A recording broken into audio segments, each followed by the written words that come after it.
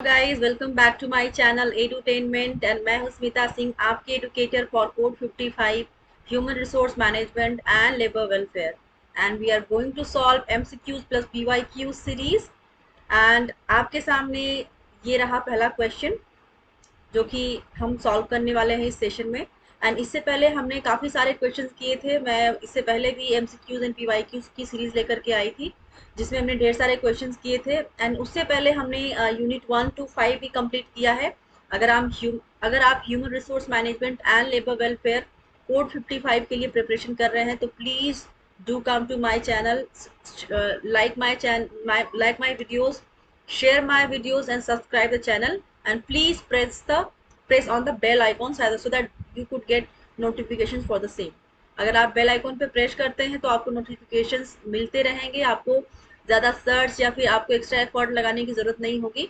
जो भी सेशंस मैं लेती हूँ, अपलोड करती हूँ, चाहे वो पीवाईक्यूज हो, एमसीक्यूज हो या फिर थ्योरी सेशंस हो, सारे ही वीडियोस आपको उनके नोटिफिकेशंस मिलते रहेंगे इजली, राइट। एंड प्लीज़ आप अपने सर्कल में भी सेंड करिए उन पीपल को, उन लोगों को, उन दोस्तों को जो कि कोड 55 के लिए प्रिपरेशन कर रहे हैं, जिनको इस बार 2022 में वो अपीयर करने जा रहे हैं। उनके लिए ये बहुत ही हेल्पफुल होने वाला है सेशन।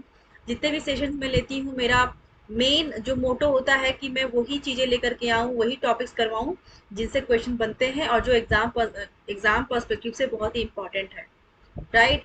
सो आई होप आपको मेरा चैनल, आई विश आपको मेरा चैनल, मेरे वीडियोस, मेरे सेशंस पसंद आए। So let's start with the first question of this session. So पहला क्वेश्चन है हमारा इस सेशन का, when a supervisor works alongside an employee and corrects him or her immediately when a mistake is made, this is an example of dash control. एक बार मैं question को फिर से पढ़ देती हूँ। When a supervisor works alongside an employee and corrects him or her immediately, जब कोई सुपरवाइजर alongside his employees मतलब अपने पीयर के, अपने सबॉर्डिनेट के साथ काम कर रहा है और काम करते ही अगर उसको कोई मिस्टेक नजर आती है तो लगे हाथ वो उसकी मिस्टेक को करेक्ट कर देता है, तो वो किसका एग्जाम्पल है आपको बताना है। किस एग्जाम्पल, एग्जाम्पल ऑफ कंट्रोल मतलब किस एग्जाम्पल का कंट्रोल का एग्जाम्पल है आपको बताना है। पहला फीड फॉरवर्ड कंट्रोल है, वो एक्सटर्नल कंट्रोल है, या फिर कॉन्कुरेंट है, या फिर प्रीलिमिनरी है।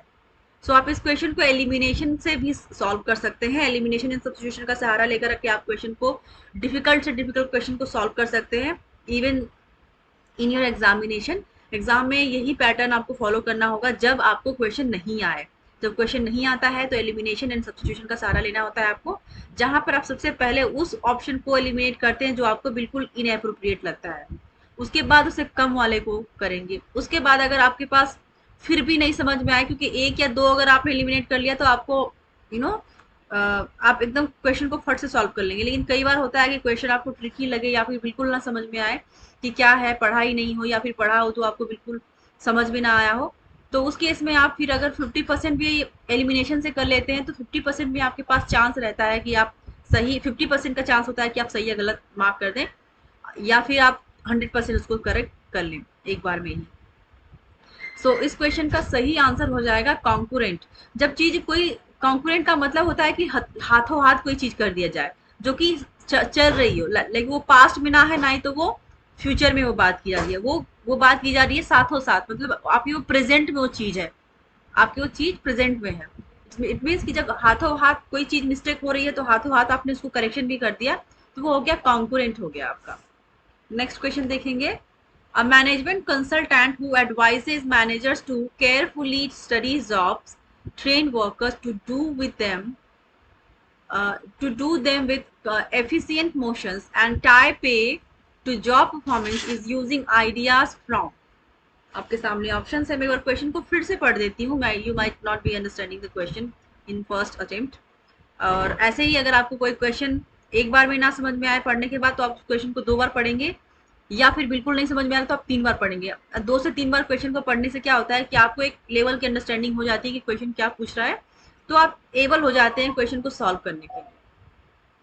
सो एक बार क्वेश्चन को रिपीट करते हुए, a management consultant who advises a managers to carefully study jobs, train workers to do them with efficient motions, and tie पे to job performance is using ideas from dash.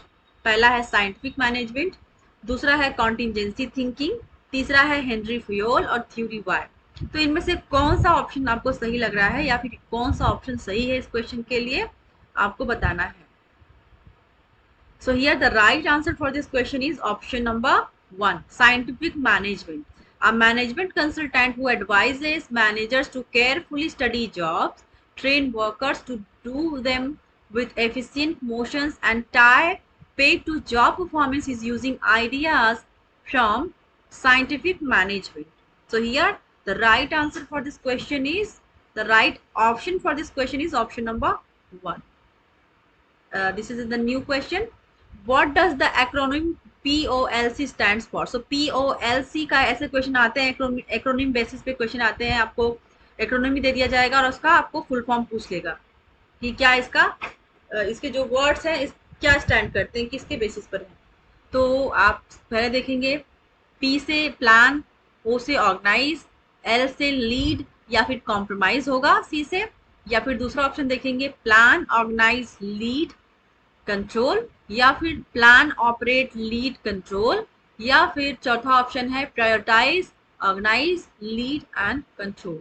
So POLC stand for what, आपको बताना है। So here the right answer for this question is P stands for plan, O stands for organize, L stands for lead and C stands for control. So क्या हो जाएगा, plan, organize, lead and control। ठीक है। सो यहाँ पे देखिए आपको option same मिल जाएंगे, कुछ एक हेर फेर कर दिया जाएगा। जैसे कि आपने ऑप्शन 1 में देखेंगे यहाँ पे कंट्रोल की जगह पे कॉम्प्रोमाइज कर दिया है, तो आप कंफ्यूज हो सकते हैं एग्जाम में, बट आपको कंफ्यूज नहीं होना है, आपको अपने कॉन्सेप्ट को क्लियर रखना है। तीसरे ऑप्शन में देखेंगे कंट्रोल तो दिया गया है लेकिन यहाँ पे ऑर्गेनाइज की जगह पे ऑपरेट कर दिया, ये भी गलत हो गया। चौथे में देखेंगे प्लान की जगह पे प्रायोरिटाइज कर दिया, ये भी गलत हो गया।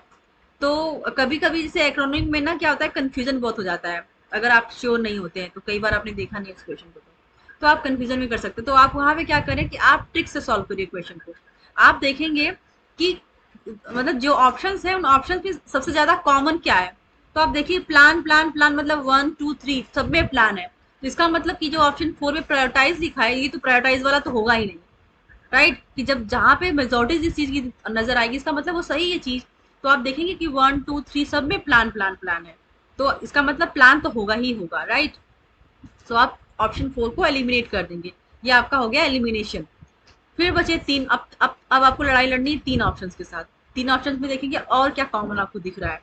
अब देखिए जो ऑप्शन है एल स्टैंड फॉर लीड, तो लीड लीड लीड तीनों में लीड दिख रहा है, इसका मतलब कि लीड तो होगा ही होगा, राइट। सो आपका ये होगा ही होगा। फिर आप देखेंगे कि इसमें अभी आपको आप एलिमिनेट नहीं कर पा रहे।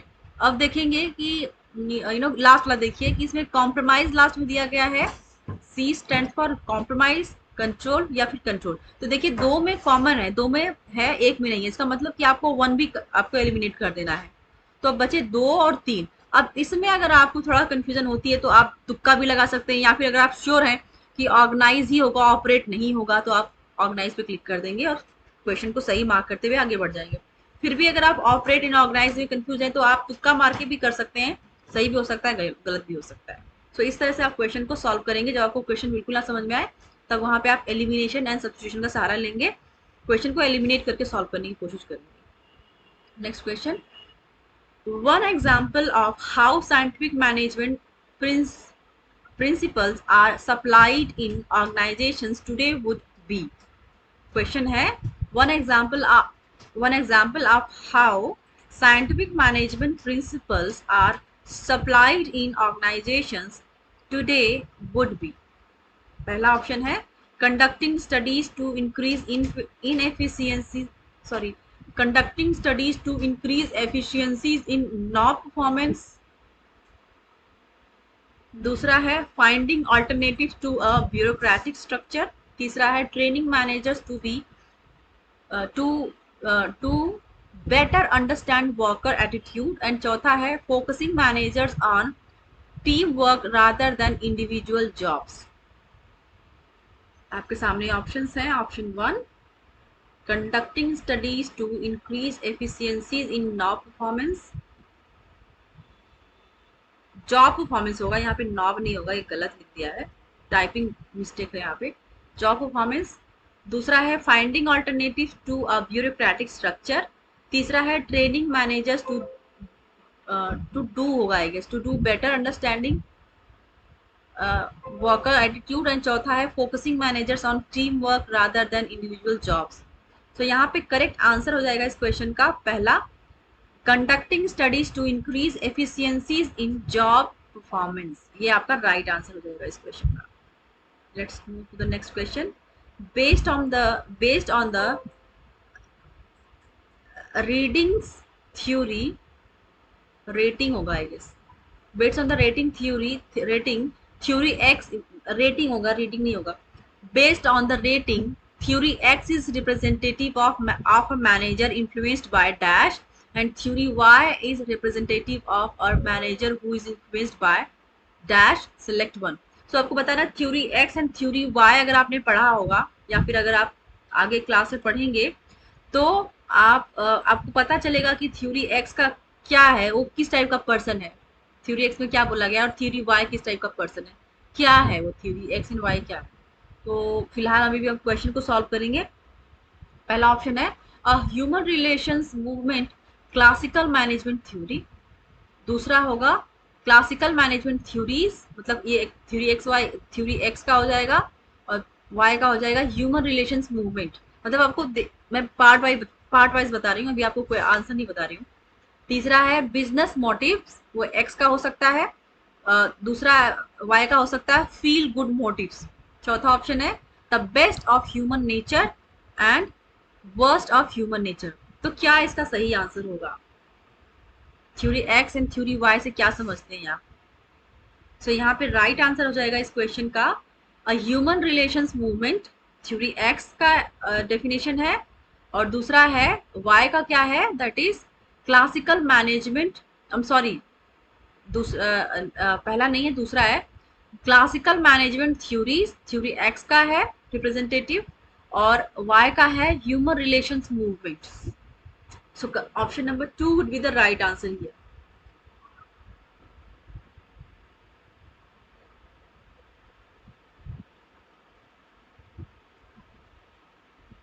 Next question. Next question है the Hawthorne studies were important in management theory because they raised awareness about the influence of dash on productivity. Question है the Hawthorne studies were important in management history because they raised awareness about the influence of organization structure on productivity, human factors on productivity, physical work conditions on productivity और पे and reward on productivity. तो यहाँ पे आपको सही answer mark करना है। So here the right answer for this question is option number 2, human factors. The Hawthorne studies were important in management history because they raised awareness about the influence of human factors on productivity. Next question. Which of the following is one of the characteristics of Weber's ideal bureaucracy? Max weber का जो ideal bureaucracy है उसका characteristic क्या है आपको बताना है। पहला है फ्यू रूल्स एंड प्रोसीजर्स, दूसरा है इम्पर्सनैलिटी, तीसरा है promotion by privilege not by merit, चौथा है ambiguous hierarchy of authority. So आप एलिमिनेशन से भी कर सकते हैं इस क्वेश्चन को, आप देखेंगे कि क्या आपको सही लग रहा है। अब देखिए चौथा ऑप्शन क्या है, एम्बिगुअस हिरार्की ऑफ अथॉरिटी। क्या एम्बिगुअस मतलब कि जो चीजें अस्पष्ट है, जिसका कोई मतलब क्लैरिटी ही नहीं है, उस हिरार्की में काम करके क्या कोई ब्यूरोक्रेसी आइडियल हो सकता है? वो ब्यूरोक्रेसी जो है, जो नौकरशाही है, क्या वो आइडियल हो सकता है? बिल्कुल भी नहीं हो सकता है, क्योंकि ये एम्बिगुअस है। आप वर्ड से ही समझ जाएंगे कि एम्बिगुअस वाली चीज ऐसी आपको कैसे आइडियल हो सकती है। तीसरा देखेंगे promotion by privilege not by merit. अब आप देखिए कि किसी का प्रमोशन क्या किसी की प्रिविलेज से, मतलब वो किसी का नात रिश्तेदार है, नेपोटिज्म जहाँ पे हो, किन एंड किथ में आता हो, या फिर किसी तरह के प्रिविलेज की वजह से उसका प्रमोशन हो, ना कि उसकी मेरिट, मतलब जो उसके अंदर गुण है, जो उसके अंदर टैलेंट है, टैलेंट या गुण की वजह से ना उसका प्रमोशन होकर के बजाय कि वो किसी का रिश्तेदार है, किसी का नात रिश्तेदार है, उसकी वजह से उसका हो, या फिर कोई और बेनिफिट उसने दिया हो, प्रोवाइड हो, जिसके अगेंस्ट उसको बेनिफिट दिया जा रहा है। तो क्या ये सही है? ये भी गलत हो गया कि प्रमोशन बाय प्रिविलेज नहीं होना चाहिए, बल्कि प्रमोशन बाय मेरिट होना चाहिए। यहाँ पे नॉट मेरिट दिया गया है, तो गलत हो गया ये भी। तो आपने दो ऑप्शन को एलिमिनेट कर दिया। अब ऑप्शन वन देखिए, फ्यू रूल्स एंड प्रोसीजर। क्या कुछ रूल एंड प्रोसीजर से आइडियल ब्यूरोक्रेसी हो सकती है? बिल्कुल नहीं। तो यहाँ पर ऑप्शन नंबर टू ही बचता है, जो इम्पर्सनालिटी है। जो इम्पर्सनालिटी है, ये आपका करेक्ट आंसर हो जाएगा। Option number two would be the right answer for this question. अगर इम्पर्सनालिटी से आपको कुछ समझ में ना आ रहा हो तो भी आप इस क्वेश्चन को मार्क करेंगे, क्योंकि आपने अगर एलिमिनेशन एंड सब्स्टिट्यूशन का सहारा लेके क्वेश्चन को सॉल्व करेंगे इन फ्यूचर, या फिर प्रीवियस कभी एग्जाम में आपने दिया हो और ये क्वेश्चन आपको सामने आया हो और आपने किया हो, तो इस तरह से करेंगे आप, राइट। कि जो आपको बिल्कुल सही ऑप्शंस नहीं लग रहे उनको तो आप पहले एलिमिनेट कर दीजिए, बाकी का बचा अगर एक ऑप्शन है, आपको उस ऑप्शन के बारे में कुछ समझ में ना आ रहा हो, फिर भी आपको टिक करके आना है, क्योंकि आप जानते हैं कि तीन के ऑप्शन जो बिल्कुल नेगेटिव बात कर रहे हैं, राइट। सो इस तरह से क्वेश्चन को आपको सॉल्व करना है। Next question, if an organization was performing poorly, what would Henry Fayol most likely advise as a way to improve things? यहाँ पे जेड गलती से आ गया, हेनरी फेयोल होगा, हेनरी जेड फेयोल नहीं होगा। पहला है teach managers to better plan, organise, lead and control. दूसरा है give workers better technology.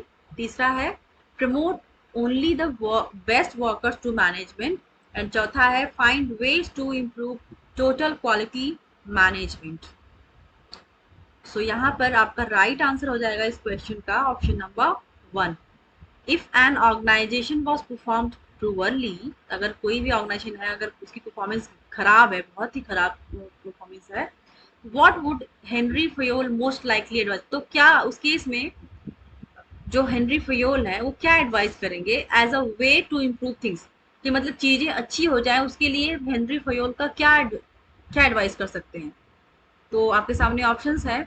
Option one देखेंगे, teach managers to better plan. वो क्या टीच करेंगे? वो टीच मैनेजर्स को टीच करेंगे कि प्लान बेटर करिए, ऑर्गेनाइज करिए, सिस्टमैटिक करिए एंड लीड एंड कंट्रोल करिए। तो ये आपका बिल्कुल अप्रोप्रिएट सा आंसर लग रहा है, सो यही आपका करेक्ट आंसर हो जाएगा। बाकी के तीन ऑप्शंस को देखेंगे, गिव वर्कर्स बेटर टेक्नोलॉजी, ये कोई सोल्यूशन नहीं है। तीसरा है promote only the best workers to management, ये भी बिल्कुल सही नहीं है, तो बिल्कुल ही गलत लग रहा है कि सिर्फ बेस्ट वर्कर्स को ही प्रमोट करें, ये भी गलत है, क्योंकि आप जो वर्कर्स ठीक काम नहीं कर पा रहे उनको आप एजुकेट कर सकते हैं, उनको ट्रेन कर सकते हैं अच्छी परफॉर्मेंस के लिए। तो ये ऐसा नहीं है कि आप सिर्फ अच्छे वर्कर्स को ही आगे लेकर के चलेंगे, ये गलत है। चौथा है find ways to improve total quality management, ये अप्रोप्रिएट सा नहीं लग रहा है। तो सबसे ज्यादा जो आपका अप्रोप्रिएट आंसर लगेगा वो ये है, teach managers to better plan, organise, lead and control. Next question, which major approach of management thinking assumes that people and organization systems are complex and ever changing? आपको बताना है which major approach of management thinking assumes that people and organizational systems are complex and ever changing. आपके सामने options हैं, classical, दूसरा है new classical, तीसरा है एडमिनिस्ट्रेटिव एंड चौथा है मॉडर्न। आपके सामने ऑप्शंस हैं, एक बार क्वेश्चन को फिर से पढ़ देती हूँ। Which major approach of management thinking assumes that people and organizational system are complex and ever changing? इसका सही आंसर हो जाएगा modern, right. Classical, neo classical, administrative नहीं होगा, बल्कि मॉडर्न होगा इस क्वेश्चन का सही आंसर। सो आज के इस सेशन के लिए इतना ही। आपको ये सेशन कैसा लगा? कहीं पर भी किसी भी तरह की लैक नजर आती हो तो आप मुझे प्लीज बताएंगे, कंटेंट में, टीचिंग स्टाइल में, पीपीटी में, आप कहीं पे भी क्वेश्चन में, या फिर कहीं पे भी कोई डाउट हो, कोई एम्बिग्युइटी है, कोई भी चीज़ आपको लगता है कि उसको ठीक होना चाहिए, वो और इम्प्रूव होना चाहिए, इम्प्रूव्ड वे में होना चाहिए, तो आप मुझे प्लीज़ बताएंगे कमेंट सेक्शन में कमेंट करके। I will work on that. And अगर सेशन अच्छा लगा आपको तो भी बताएंगे, ताकि मैं मोटिवेट हो सकूं और आपके लिए और अच्छे कंटेंट्स लेके आने की कोशिश करूं, right. So thank you so much for watching me, thank you very much.